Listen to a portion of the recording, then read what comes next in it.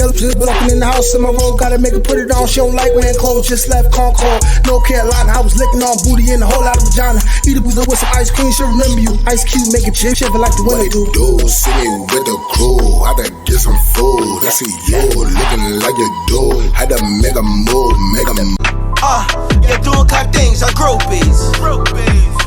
I feel like Biggie and that Koji. I know his beats sound notorious. Yo, my homies Brooklyn get a cheesecake. Let's go. Alright, y'all. Rikersislandstories, man. We back now. If you watching this video right now, you may be aware that I just dropped a video about this Spanish kid who went to Rikers Island and became a legend overnight. Goes by the name of JT the Beast, man. How you doing, my brother? What's good, my brother? You know what it is, man. We here, we living. All right, so let's get a little bit of the beginning in. Where you from? How old are you, and how old was you when you touched the rock? I'm from the East, you know what I'm saying? Stinking Lincoln family. East New York, Brooklyn, J-Line. There, I was 16, and then I had got knocked for the robberies. I had did a string of robberies. They caught us like on the 6th, 7th robbery. We went on a while, you know, young nigga shit. We went on a bugged out robbery spree and got caught up in Queens for the robberies.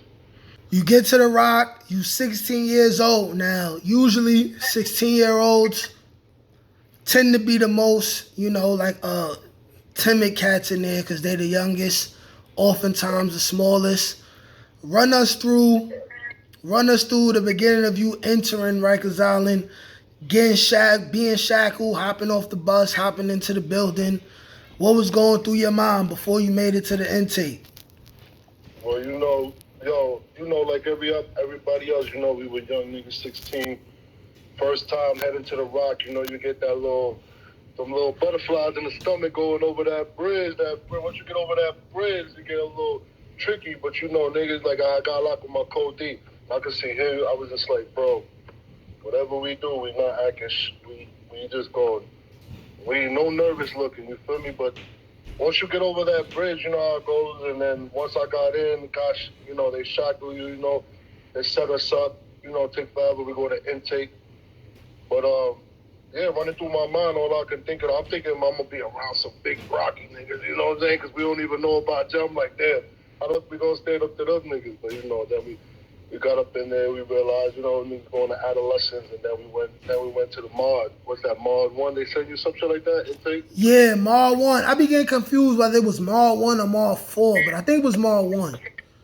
It's one of them shit. I think it was mod 1 though. I think they had a mod 1 and 2 just for the intake, 2 signs. Yeah. All right, so you get the mod 1, you in intake. What was the surroundings? What was going on in there? And what did it look like to you? I mean, you know, once we popped in there, you know, everybody that was first time, we trying to figure shit out. Niggas talking about, you already know, you know, you got what's the name for SPA? it? The SPAs, they start coming down, putting us on, you already know how niggas would start asking you what you think you're going to be doing in here. And we're not even in the crib yet. And then, if you know, like 07, 08, those years in Rikers for Adelaide, motherfuckers was wildin'. But when I first got down there, you know, I was chopping it up. I was on some regular shit, like, you know what I'm saying? Even though it was the more worry was coming over the bridge. Once I got in, I'm like, all right, bet I gotta start figuring shit out, see what the program is in here, because you know, there's a program in there. You know what I'm saying? So we had to figure that shit out, and then you know that's when literally like the very next day, my code D got into some shit, and then that's when we had that little legendary story where we rolled it out. Can you break it down? Lead us into it. What was the situation that happened? So what happened was this fool, because he was a fool, code D, ended up going home. I ended up doing time. He go to the bathroom. Oh, he went to the back, and they had joked about his jeans. You know, I mean, he's always talking shit. So I told him, niggas say anything to you, act crazy. We act crazy again. We not, niggas tell you anything and just pop bottles. You feel me? You know what I'm saying? We young, we gotta be high ass because that's how everybody else giving it up. Bro, this dude like, yo, call me to the bathroom. I'm like, all right, but because he went to the back. He never told me about the situation that happened though. So when I go to the bathroom, like 20 niggas run in the bathroom. It's like, yo, bro. So they all rolled in. I'm by the store. They was like, yo, get up out of here. And I'm like, what you mean? I was like, that's my man's right there. Long story short, bro, son tried to pop. Mind you, like I was boxing before I went in jail. Consistently for like the whole year. Bro, these niggas tried to hit me with a slick one. Boom. And mind you, the floor was wet. So I was using that to my advantage because the floor was wet. So when he tried to pop, I blocked it and hit him. Boom. When he dropped, everybody that I was hitting after, my man did karate. So he did some crazy shit where he jumped, kicked, and snuffed him. So now we backing him up. What it was slippery. And I told my man this floor is slippery too. So my main focus was keeping my feet level. They started running out the bathroom. Now we chasing these niggas out the bathroom, snuffing niggas, boom, boom, boom. That's when like Johnny Five was down there. It was some legends down there. Like niggas, a lot of niggas that took Crips was down there and seen the whole thing. And then, mind you, like they always called me Troubles. Like the niggas on the island gave me that name, JT the Beast. Some people know me by JT the Beast, some people know me by Troubles. So, all right, cool. Long story short, like we running around and not for nothing. They was beating my mans up a little bit, but they kept running from me. So now I'm running towards snuffing the dudes off my mans, picking him up.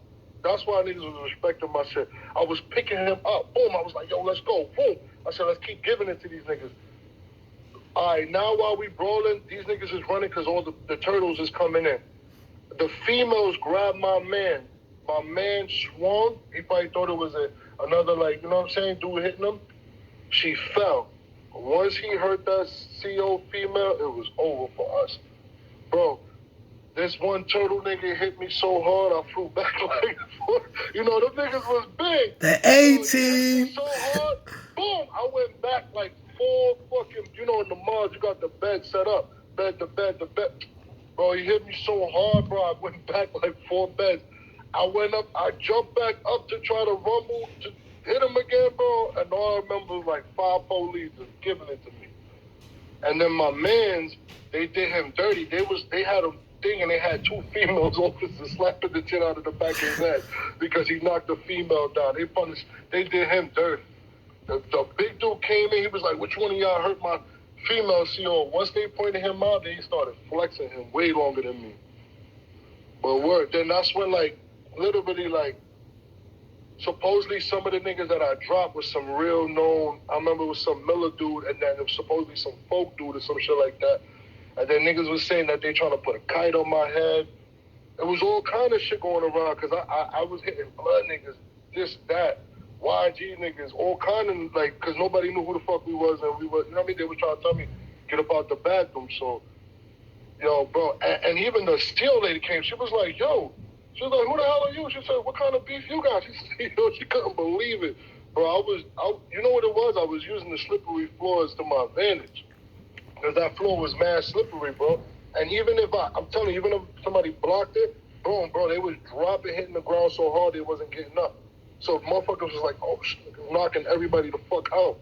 And then from there, the same Johnny Five was in the same crib. He ended up going to 5 up, and him, I don't know if you know Shorty Rock. Shorty Rock was the little YG nigga. He was taking Yeah.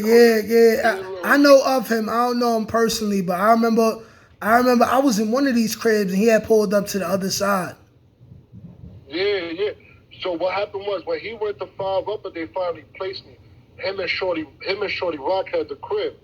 But when every crib I went to, niggas was just like, that's JT the Beast. When they saw me, he was down there and Shorty Rock was joking because he was like, yo, bro. And there was a nigga in the bathroom that told me, said, bro, you almost stuffed me. Nigga said that I was walking down the aisle, some Kimbo slices, everything, boom. He said, yo, the nigga said, and I don't even remember that part. He said, bro, He said you were just walking down the aisle, bro, just lifting niggas, blah blah. Like I told you, I was boxing. You know what I mean? Like my shit was like heavy, like I was ready. And he was in the crib too. And then next thing you know, they was like, nah, bro, that's Jay. They was like, oh, you Jay. And then the fucking Johnny Five was like, bro. He said, bro, I was watching from the bed. He said, bro, I seen you growling at niggas. Niggas said, oh well. And I just started hitting niggas. Niggas said I was growling at niggas, bro. It was so crazy. But him and Johnny Five, there was some YGs. But when I got there, they just threw, I grabbed the chair. I was on the team.